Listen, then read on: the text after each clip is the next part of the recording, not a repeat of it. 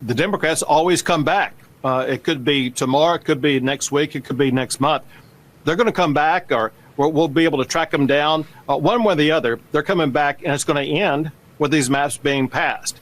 And, what I'm thinking now is if they don't start showing up, I may start expanding. We may make it 6 or 7 or 8 new seats we're going to be adding on the Republican side. All right, guys, welcome back. If you saw my appearance on Timcast last night, I hope you enjoyed it.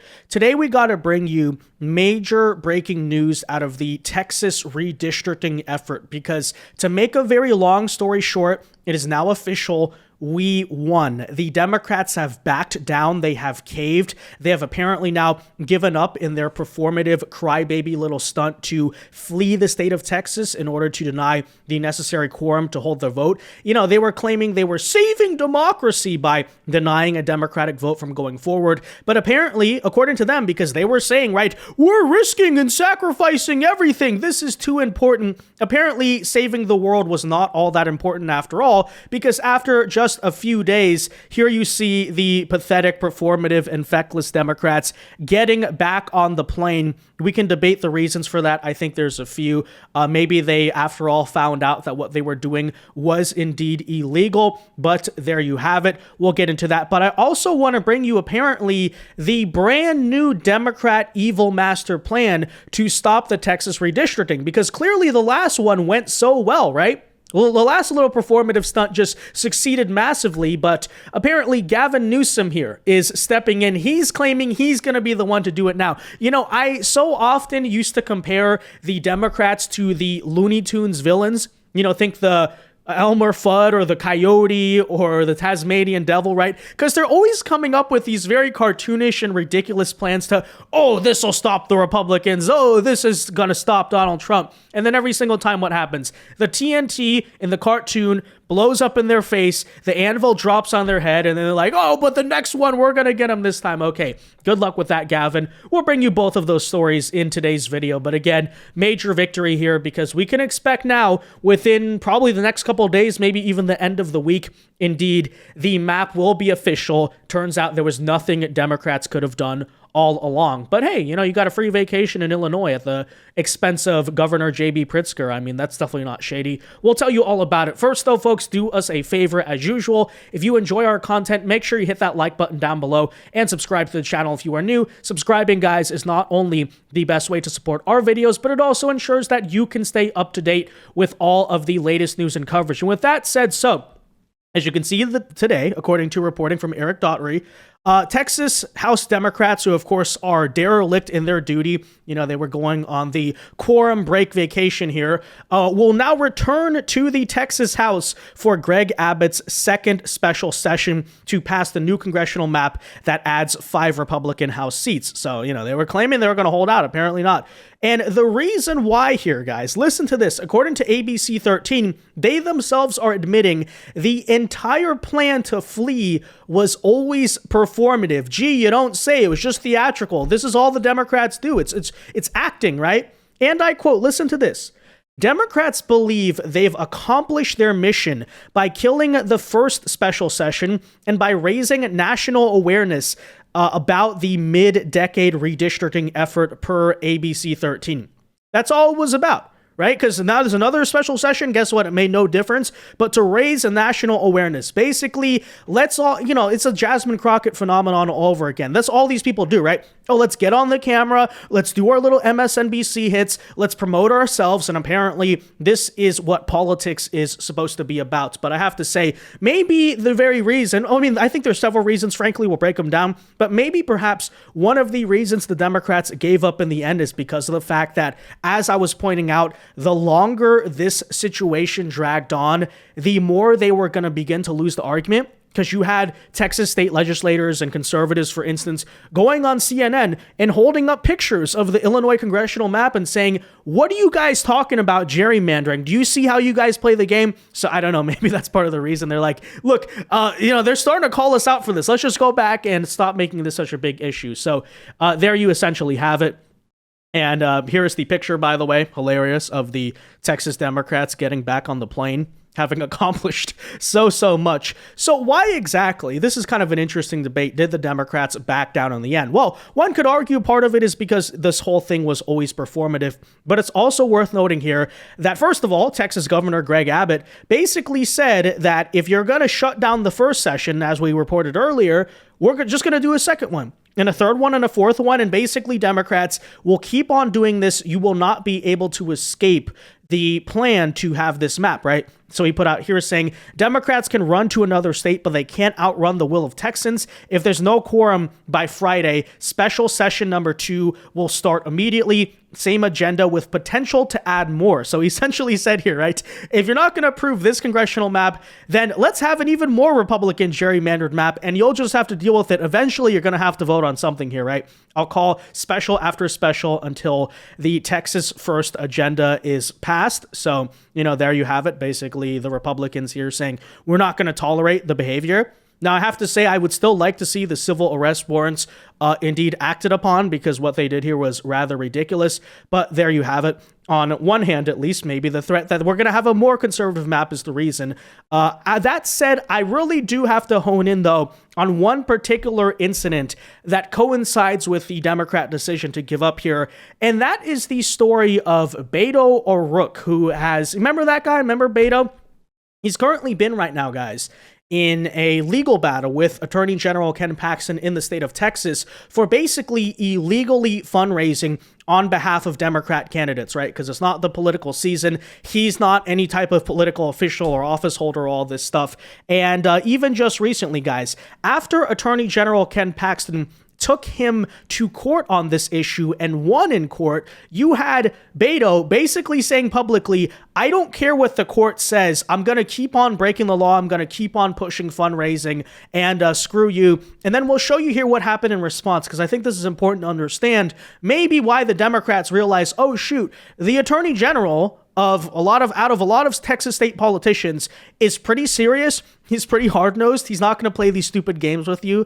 And, well, there you have it. So here's what Beto was saying that coincides with the Democrats magically coming back home. And I'm not saying there's a connection, but again, there's probably a litany of reasons why they, in the end, gave it up and decided to go back. Listen, you may say to yourself, well, those aren't the rules. There are no refs in this game. Fuck the rules. We are going to win whatever it takes. And one of the worst things that we could do to Ken Paxton is to right now choose to donate to have the backs of these fighters by texting FIGHT to 20377. Text FIGHT to 20377. He is trying to stop us from raising the resources they need to ultimately prevail and come through, and we are not going to let him stop us. Are you with me on that? Ándale. It also means, as Mark was saying earlier, we don't await the punch thrown. Okay, well, nice to see that some things never change, because there you have Beto 7 years later still pretending to be Hispanic when he's not. Nonetheless, so there he was on camera stating openly he's going to break the rules, F the rules, and then directly promoting fundraising, political fundraising for Democrats, which again, Attorney General Ken Paxton has already taken him to court over and won. They've already ruled this is in violation of Texas state law, the way Beto keeps going around doing these rallies and promoting political fundraising when he's not a political figure anymore. So what has now happened in response? Because again, this clip is after that ruling already happened. You now have the announcement here by Ken Paxton, quote, I'm taking action to hold Robert Francis O'Rourke in contempt of court, right? This would put him in jail, essentially, for violating a court order and scamming Texans promoting basically fake political fundraising. Beto is about to find out that running your mouth and ignoring the rule of law, which Beto is apparently saying is okay, and he's encouraging everyone to do so, as you heard in the clip there, has consequences in Texas. It is time to lock him up. Here is the press statement on it. AG Ken Paxton filed a motion for contempt against Beto after he blatantly violated a Tarrant County temporary restraining order by continuing to fundraise and pay for the personal expenses of the runaway Democrat legislators who are currently, of course, breaking state law themselves. Less than 24 hours after the temporary restraining order was signed, Robert Francis told a crowd of hundreds in Fort Worth that if he would continue, that he would continue, I should say, fundraising in violation of the restraining order because, quote, there are no refs in this game, F the rules. Well, apparently Robert is finding out that nobody is above the law, and indeed this is a game with rules. This is the United States. There's such a thing as the rule of law. I know that's a shocker because, maybe in the nations where he's pretending to be from and he's promoting millions of migrants to come from, that's not necessarily the case. You can just openly bribe officials. But anyways, nonetheless, Robert Francis is wrong on both counts. There is a referee, the Honorable Megan Fahey, and there are rules, namely that a person violating a temporary restraining order can be fined up to $500 and jailed for up to 6 months. Given Robert Francis's vulgar disdain for the rule of law and immense personal wealth, imprisonment is absolutely necessary to persuade him to obey the lawful restraining order issued by the Tarrant County Court. And of course, Democrats literally asked for this, right? Beto told me to, quote, come and take it. So I did, and I beat him in court, which Ken Paxton, of course, did. Now he still thinks he's above the law, so I'm working to put him behind bars, said AG Paxton. Robert Francis flagrantly and knowingly violated the court order that I secured that prevents him from raising funds and distributing any more Beto bribes. He's about to find out running your mouth and ignoring the law has consequences in Texas. So, guys, there you have it. Now, what's the connection here? Is that I don't know if Democrats finally figured out the legal threats were serious. You, of course, also had Governor Greg Abbott basically withholding their pay because they made a new rule now in the Texas legislature that in order to receive your check, you have to physically go to Austin and pick it up as a paper check, right? So for whatever reason it is, again, they are now coming back. And guys, apparently we did not even have to wait because many of the legislators who fled are out of the Texas House. But guys, even today, we got one step closer because the Texas State Senate today officially passed the new U.S. House maps. And take a look here as angry Democrats in protest storm out of the chamber because much like fleeing to Illinois, I should say, yeah, that's really going to make such a gigantic difference, right? Walk out and protest. Thank you, Mr. President. Members, I know that there's been a lot of discussion about this bill coming forward today. Everyone has different perspectives on it. I would like to, for permission, though, patience. There are some things I know we have a lot of people watching online that haven't been. Wow, you really showed them. I mean, you even walked out and everything. So there you have it. Again, this is going to pass at this point, considering they got back on the plane for whatever reason you want to speculate there. Democrats understand there is nothing that they can do about this. But after all, they knew that all along. Again, what was the point of even fleeing to Texas in their own words? It was basically ruthless self-promotion. That's all it was about. And by the way, speaking of self-promotion, let's also talk about Gavin Newsom, who is also furthermore trying to exploit this issue to launch his 2028 presidential campaign. Because after understanding now that the situation has failed, he's been saying this for a while, but now he's really serious about it this time, guys. He's going to retaliate. As you can see, it's putting out the threat saying, it's time to call Donald Trump and tell him to stand down to Greg Abbott. I mean, you're not entitled to 5 congressional seats. If you do not call your lapdogs off, California will act quickly and swiftly. We will go to the ballot. We will neutralize whatever gains you make. We will not stand by while you light democracy on fire, guys. Now, I have to say, that sounds very similar to what the Texas Democrats said, and then what did they do in the end? They came back, so not sure how seriously to take this. Nonetheless, here's that video. Hey, President Trump, it's time to stand down. It's time to make another phone call to Greg Abbott, this time instead of calling him and telling him you're, quote-unquote, entitled to 5 congressional seats. It's time to tell him to stand down. It's time to recognize that democracy is at risk. It's time to, dare I say, do the right thing. Actually see how that feels for you, doing the right thing. If you don't, California will neutralize anything you do in the state of Texas. California will continue to punch above its weight. We believe in democracy. We believe in the enduring values of our founding fathers. 249 years. We're not going to sit back passively. We're not going to sit back and watch you light democracy on fire. We will fight fire with fire. Yeah, now again, I really wonder where I've heard that one before. Of course, you also have him here retweeting himself. Okay, talk about self-promotion. He's literally doing self-promotion. He's retweeting his own press office right here.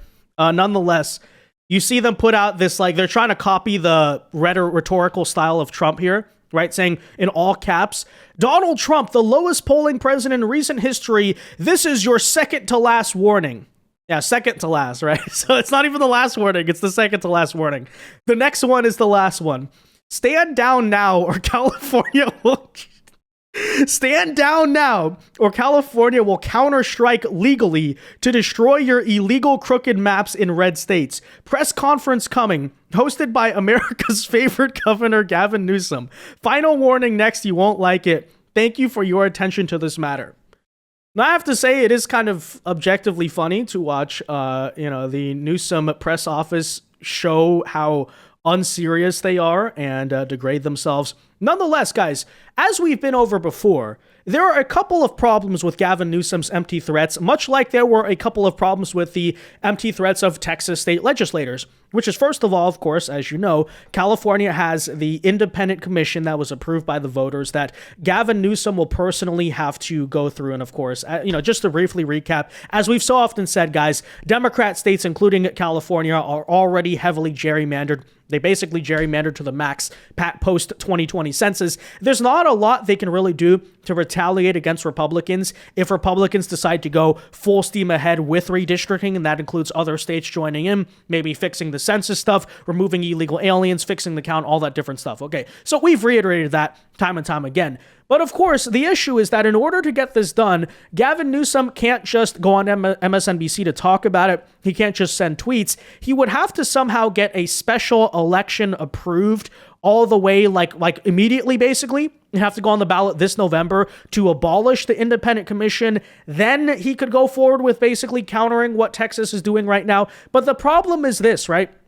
Even if somehow he succeeds with all of that and the congressional map they approve stands up to legal scrutiny, right? It doesn't get struck down in court, which very much could happen because, newsflash, there's only a certain amount of gerrymandering you can get away with, right? New York found out this lesson actually post-2020 census themselves, and now they're the people virtue signaling. No, their map got tossed out in court because it was too gerrymandered, right? But the issue right now is, guys, even if California goes through with that, and they add 5 Democrats to counter the 5 Republicans. Okay, well, that's not going to magically save them in 2026 alone. But keep in mind, we just recently had J.D. Vance going to Indiana to talk about redistricting there.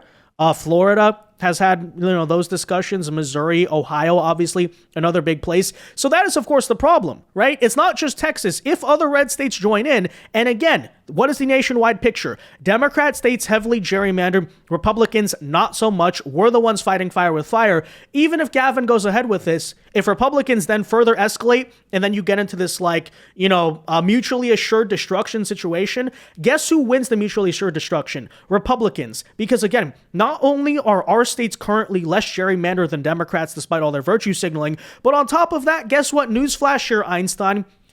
Republicans have more states than Democrats, right? There's more red states in America than Democrat states. Not to mention, by the way, the Supreme Court looking to overturn potentially the legally mandated race-based gerrymandering of the Voting Rights Act, which would further add basically one new Republican seat in almost every southern state. Right? So this is all to say, guys, there is nothing they can do about this. And you even have Greg Abbott basically telling Gavin Newsom directly that, if you want to try to add 5 seats of your own, then guess what? Texas can draw the maps in another way to add 10 seats. So again, this is why we say, if you get into a mutually assured destruction, Democrats don't understand. They don't win that scenario. It's kind of hysterical. Well, to be clear, listen, all those big blue states, they've already gerrymandered. Look at the map of Illinois. Look at the map of California, New York, and Massachusetts, and so many other blue states. They gerrymandered a long time ago. They got nothing left with regard to what they can do. And know this, if California tries to gerrymander 5 more districts, listen, Texas has the ability to eliminate 10 Democrats in our state. We can play that game more than they can because they have fewer Republican districts in their states. Yeah, so again here, that's why we say, despite all of their tough guy talk, Democrats are kind of freaking out about this. It's a desperate situation for them because not only do they understand that 5 seats can make a big difference in 2026 because they're not on track to really win by a lot, right? It could be a very competitive midterm election, which I'd like to note again, it should not be, historically speaking, because Donald Trump is a polarizing incumbent, sitting president. Usually opposition parties do the best in midterm years. You kind of know that cycle, right? So you expect to see a blue wave.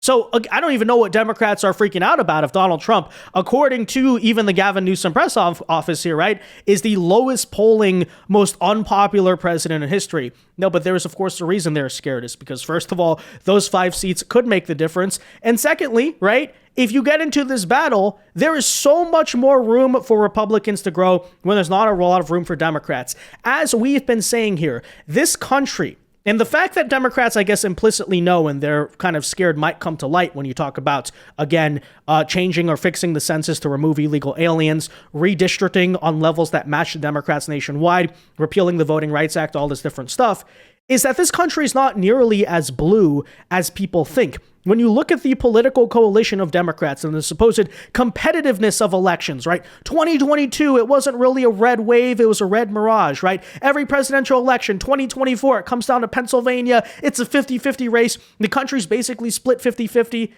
That's not actually true, right? That's not actually true. No, what's happening is that the Democrat population of this country, when it comes to electoral apportionment, and this is the truth, at least post-2020, is being massively overcounted and overrepresented because of illegal aliens being counted in the census apportionment, which gives a bunch of free House seats and electoral votes to a state like California, of course.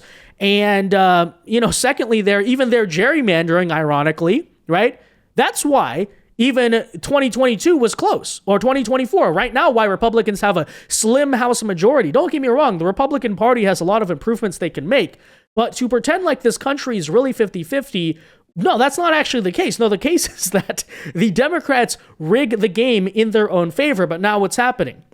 They're essentially freaking out so much because they know they might have to actually face a fair fight, right? Where the elections are decided by the citizens of this country. The maps, fair or not, are basically drawn with equal playing fields and considerations in mind. So in the end, it's basically a fair 50-50 game. There's no legally mandated race-based gerrymandering that is inherently discriminatory and exclusively favors Democrats across the country and specifically in the Deep South. None of that now is happening. And notice the freak out. We're saving democracy, guys. No, you're not. You're saving your rigged system, right? And that's why you're freaking out so much. That's why Democrats have made this such a major national issue, because if this is the case, if all of the things we're hoping will go forward here, not just Texas, but the census, everything else, do indeed happen, Democrats are going to face a brutal wake-up call. It's going to be a reality check in 2026 that, wait a minute, we don't even understand this country at all. Right? Or we do, but we've basically set it up to lie to the rest of everyone else about it in terms of how people really feel, right? That's just the truth. So with that said, guys, let me know your thoughts on this in the comment section down below. Be sure to leave a like on this video, subscribe to the channel if you are new, and until next time, God bless and peace.